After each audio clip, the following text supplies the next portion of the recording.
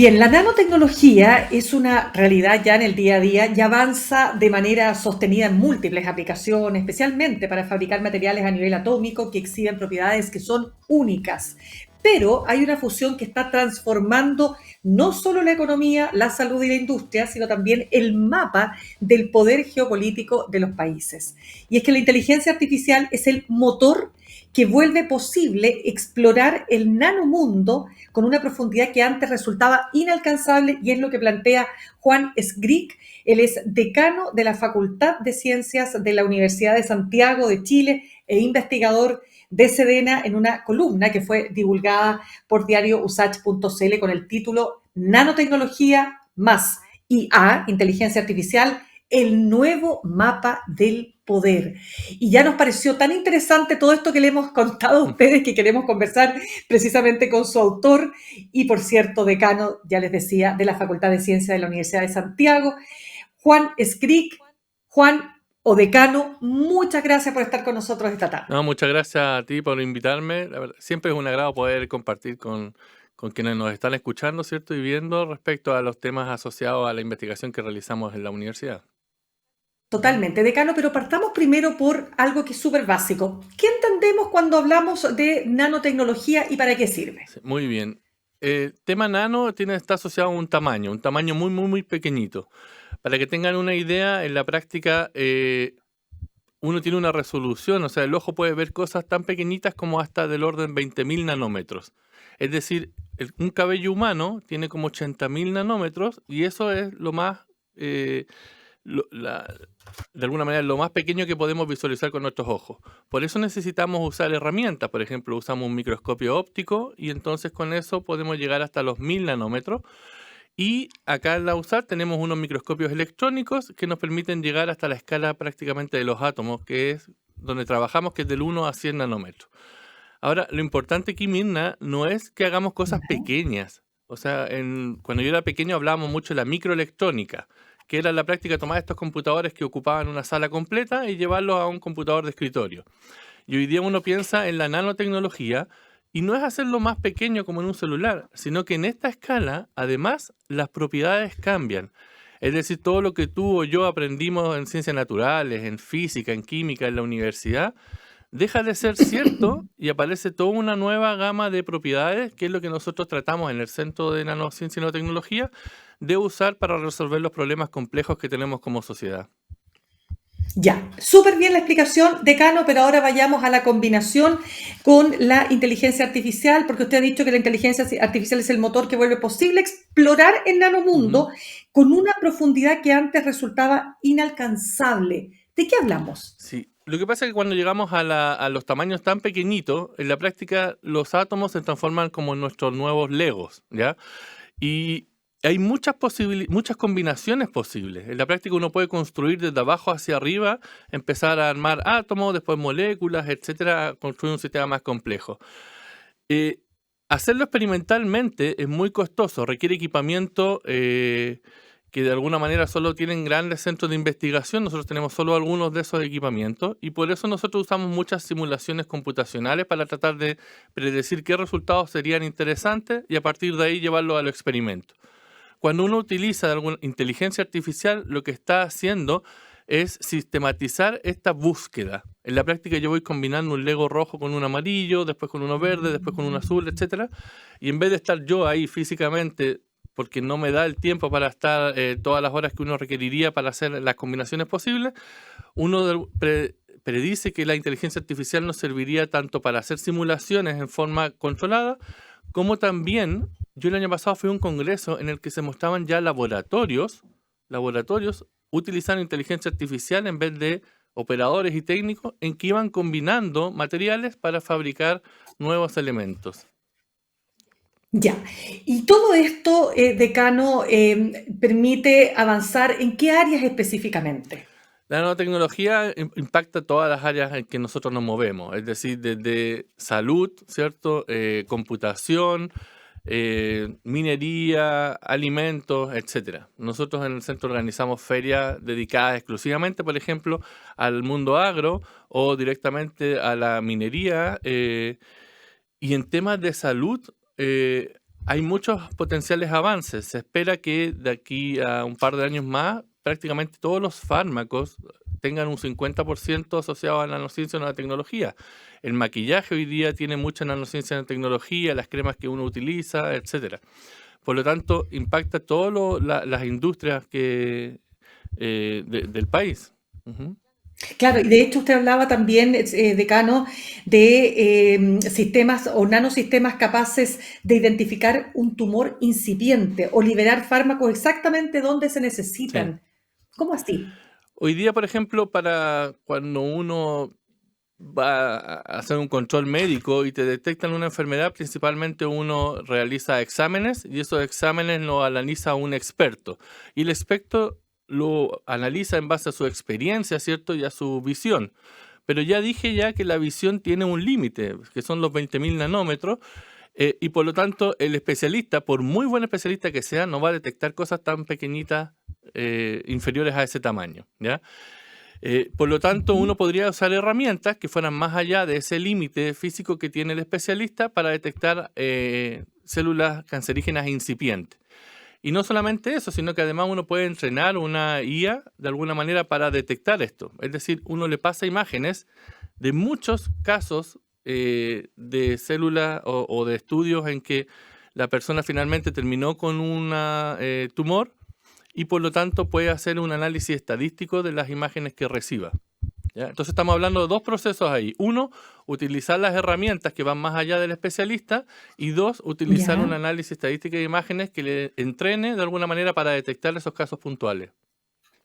Claro, pero en ámbitos, por ejemplo, como el medio ambiente, también materiales que permiten capturar el Ujú. CO2. ¿Qué efectos tiene eso, por ejemplo? ¿O qué, Claro. qué características tiene ese procedimiento?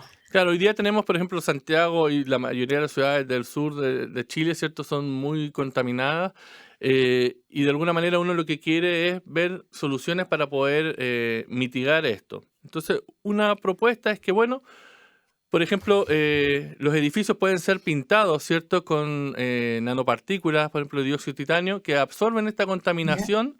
Hoy día, por ejemplo, que amaneció en Santiago un día nublado, ¿cierto? La contaminación baja, esta bruma densa, ¿cierto? Y esto se pega a las paredes de los edificios, se pegan los vehículos, se pegan las mismas personas, ¿ya? Es como cuando uno va a una sala de fumadores, ¿cierto? Y después la ropa te queda pasada a cigarro. Exacto. En la práctica es lo mismo. Entonces uno podría utilizar estas superficies donde se va a pegar estos contaminantes, ¿cierto? Para que los absorban y después de alguna manera con las lluvias que vienen a continuación siempre, uno puede limpiar esto en forma natural, ¿ya? Utilizar las mismas construcciones que existen en las ciudades. No, impresionante. Ahora, sigamos avanzando, decano. Ujú. Conversamos a esta hora con el decano de la Facultad de Ciencias de la Universidad de Santiago, Juan Escric. Decano, usted decía en esta Mm. columna que las principales economías del mundo están avanzando con decisión para que se produzca esta sinergia entre la nanotecnología y la inteligencia artificial. Y usted menciona el caso de China, el caso de Estados Ujú. Unidos, también en Europa, ¿verdad? Y la pregunta que le hago acá es lo siguiente. ¿Cómo llegamos a señalar que esta carrera tecnológica es la nueva geopolítica de lo invisible? Sí. El- Hoy día la nueva tecnología en la práctica es la puerta para las tecnologías cuánticas, que también se está hablando fuertemente. Es decir, estamos hablando de los computadores cuánticos, ¿cierto? Y que tienen una capacidad muy diferente o tendrían potencialmente una capacidad muy diferente a los computadores que conocemos tal cual. Por lo tanto, es la puerta, ¿cierto?, a estas nuevas propiedades que nos permiten enfrentar los desafíos complejos que tenemos como sociedad. Y en paralelo tenemos la inteligencia artificial que hoy en día se basa principalmente en grandes cantidades de datos, por eso hablamos de Big Data. Y por lo Claro. tanto, todos los países industrializados están invirtiendo hoy en día en generar estos centros de información, ¿cierto? Muy grandes, de alguna manera, que coleccionen estos datos y que puedan analizar estadísticamente todos esos datos. Chile no puede quedarse atrás. Y no solamente no puede quedarse atrás, sino que tiene que entender que no puede depender de tecnologías que están en otros países. Por ejemplo, hoy día todos usamos Google u otras plataformas para búsqueda de información, ¿cierto? Pero eso son físicamente, están instalados en algún lugar, en un territorio físico. Y eso en algún momento te lo pueden cortar. O sea, la gente tiene que entender que esas herramientas que existen no son de alguna manera o no pertenecen a todo el mundo, sino que son empresas y están ubicadas en ciertos sectores. ¿Ya? Además, Claro. nosotros estamos alimentando día a día ese conocimiento. Por ejemplo, cuando aparecen esta inteligencia artificial y te la aparecen gratis, en la práctica no es que sea gratis. Tú estás haciendo, estás enseñándola y la estás entrenándola en qué se equivoca. ¿Ya? Cuando tú preguntas Claramente. algo, ¿quién es Juan Scrick? Y Exacto. me dice una brutalidad, me dice que es un buzo o un tenista, yo le digo, no, es incorrecto, es esto otro. Y por lo tanto yo estoy entrenando gratuitamente a esa inteligencia artificial. ¿Ya? Claro, de hecho, hay un tema muy relevante que usted también plantea en la columna Ujú, de Cano y que tiene que ver con precisamente ese entrenamiento para que la inteligencia artificial esté dotada de datos amplios, dice usted, diversos, de calidad y que reflejen efectivamente la complejidad de los sistemas que queremos modelar, dice usted. Pero bueno, ujú. ¿cómo hacemos para que tenga menos sesgos, por ejemplo, no? Claro, aquí es importante entender cómo funciona la inteligencia artificial. La inteligencia artificial no Ya. es inteligencia en sí mismo, como nosotros lo entendemos, pero sí tiene ese nombre. ¿Ya? En la práctica, el pensamiento humano usa la inducción, deducción y la abducción, que son tres conceptos muy sencillos. La inducción es como decir, mire, yo veo aquí muchos pájaros blancos, por lo tanto el siguiente pájaro seguramente va a ser blanco. La deducción es decir, bueno, todos los mamíferos tienen un corazón, significa que veo un perro, el perro tiene un corazón. Y la abducción es lo que nos hace especiales como seres humanos, porque es cuando nosotros observamos un fenómeno y generamos una hipótesis detrás de eso. Por ejemplo, hoy día salí a la calle y está el suelo mojado, yo hago una hipótesis de que seguramente llovió. Pueden haber sido muchas otras razones, pero en la Claro. práctica, esas hipótesis que uno hace automáticamente todas las mañanas o cuando está funcionando, ¿cierto? En el día a día, es lo que nos hace especiales. La inteligencia artificial hoy día no tiene eso. Y no lo tiene porque nosotros no lo entendemos en nuestro cerebro. Es muy difícil implementar algo a una máquina que tú todavía no lo entiendes en sí mismo. O sea, la inteligencia humana es muy profunda y todavía no la comprendemos a ciencia cierta. Esto no nos pasa solamente con la Interesante. inteligencia. Es como hoy día estamos pensando en viajar a Marte y sin embargo todavía no conocemos el fondo del mar, menos la profundidad de la Tierra. De repente es más fácil ir hacia afuera que hacia adentro. Entonces, por eso Entiendo. es importante explicar a la gente que la inteligencia artificial hoy día lo que hace es buscar la palabra que estadísticamente es más probable que aparezca en base a toda la cantidad de información que ya tiene. Por eso yo valoro mucho lo que está haciendo, por ejemplo, el gobierno de Chile de generar su propia inteligencia artificial, porque ¿qué pasa si más adelante nos cortan la inteligencia artificial que está, o toda esta herramienta, todos estos software que hay, que están instalados en otros lugares y no en el país? Es importante que nosotros generemos nuestro propio centro de datos. Bueno, y ese centro de datos, para ir cerrando, Decano, ¿cómo está montado? ¿Cómo avanza en Chile? Bueno, en Chile yo estoy un poco desconectado de eso, pero entiendo que el gobierno está implementando este Latin GPT o algo de ese estilo, que en la práctica Ujú. es generar su propia inteligencia artificial o establecer ciertos sesgos que son propios. Ahora, eso nos lleva a el entrenamiento o los sesgos de la inteligencia artificial. Yo creo que la inteligencia artificial hoy día es una herramienta, como lo fue en su momento el microscopio y como lo fue en su momento el telescopio. Ya es una herramienta más que los científicos estamos usando y obviamente nanotecnología es muy potente porque permite avanzar en todos estos desarrollos y aplicaciones que resuelven problemas que tenemos como sociedad. Pero cuando uno entrena, genera sesgos. Son los mismos sesgos que tenemos nosotros.